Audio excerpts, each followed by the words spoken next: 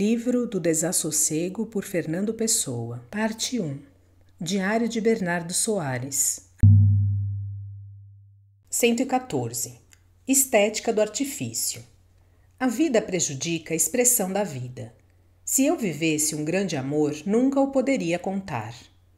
Eu próprio não sei se este eu, que vos exponho, por estas coleantes páginas fora, realmente existe ou é apenas um conceito estético e falso que fiz de mim próprio. Sim, é assim. Vivo-me esteticamente em outro. Esculpi a minha vida como a uma estátua de matéria alheia ao meu ser. Às vezes não me reconheço.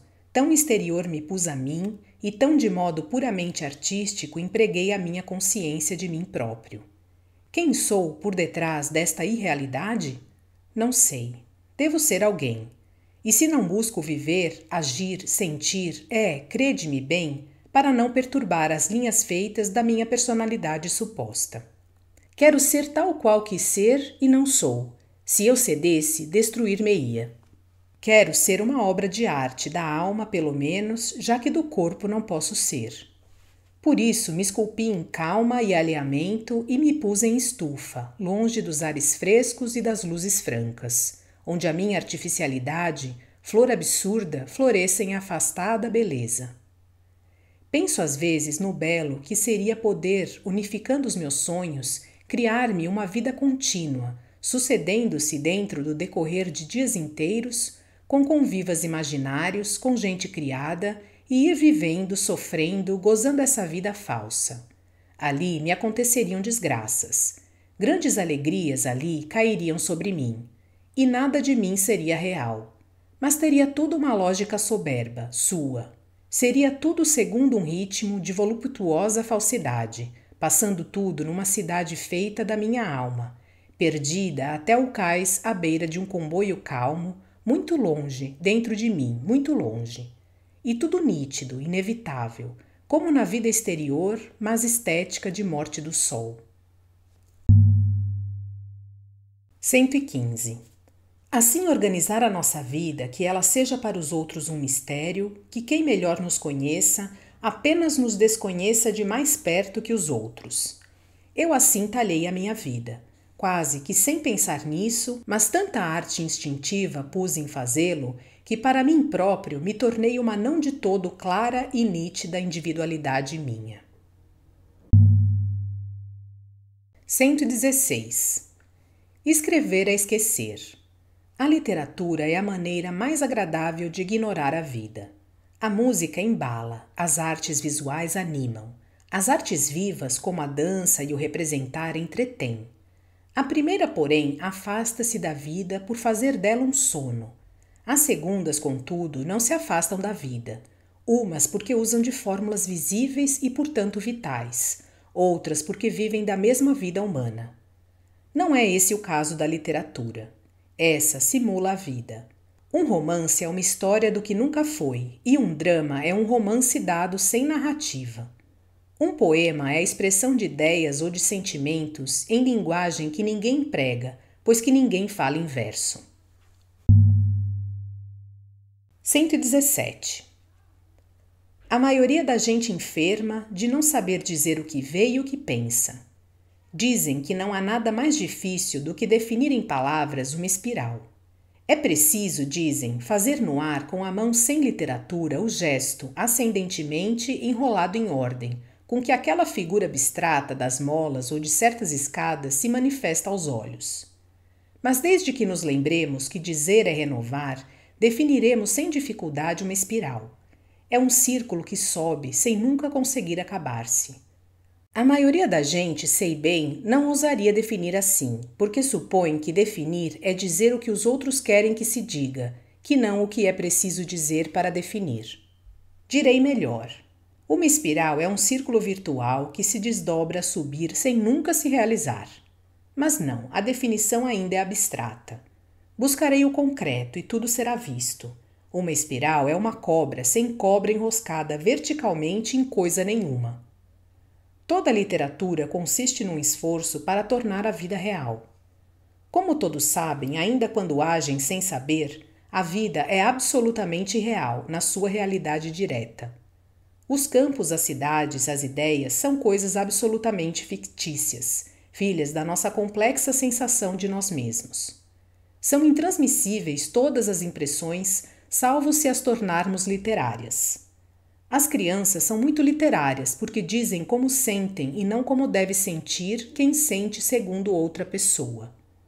Uma criança que uma vez ouvi disse, querendo dizer que estava à beira de chorar, não tenho vontade de chorar, que é como diria um adulto, isto é, um estúpido, se não isso, tenho vontade de lágrimas. E esta frase é absolutamente literária, a ponto de que seria afetada num poeta célebre, se ele a pudesse dizer, refere resolutamente à presença quente das lágrimas a romper das pálpebras conscientes da amargura líquida. Tenho vontade de lágrimas. Aquela criança pequena definiu bem a sua espiral. Dizer, saber existir pela voz escrita e a imagem intelectual. Tudo isto é quanto a vida vale. O mais é homens e mulheres, amores supostos e vaidades factícias, subterfúgios da digestão e do esquecimento, gentes remexendo-se como bichos quando se levanta uma pedra, sob o grande pedregulho abstrato do céu azul sem sentido. 118. Que me pesa que ninguém leia o que escrevo? Escrevo-o para me distrair de viver e publico porque o jogo tem essa regra. Se amanhã se perdessem todos os meus escritos, teria pena, mas creio bem, não com pena violenta e louca como seria de supor, pois que em tudo ia toda a minha vida. Não é outra, pois, que a mãe, morto o filho, meses depois estar aí? E é a mesma. A grande terra que serve os mortos serviria menos maternalmente esses papéis. Tudo não importa e creio bem que houve quem visse a vida sem uma grande paciência para essa criança acordada e com grande desejo do sossego de quando ela, enfim, se tenha ido deitar. 119. Foi sempre com desgosto que li no Diário de Amiel as referências que lembram que ele publicou livros. A figura quebra-se ali. Se não fora isso, que grande! O Diário de Amiel doeu-me sempre pela minha causa. Quando cheguei àquele ponto em que ele diz que sobre ele desceu o fruto do Espírito como sendo a consciência da consciência, senti uma referência direta à minha alma. 120. Aquela malícia incerta e quase imponderável que alegra qualquer coração humano ante a dor dos outros e o desconforto alheio, ponho-a eu no exame das minhas próprias dores.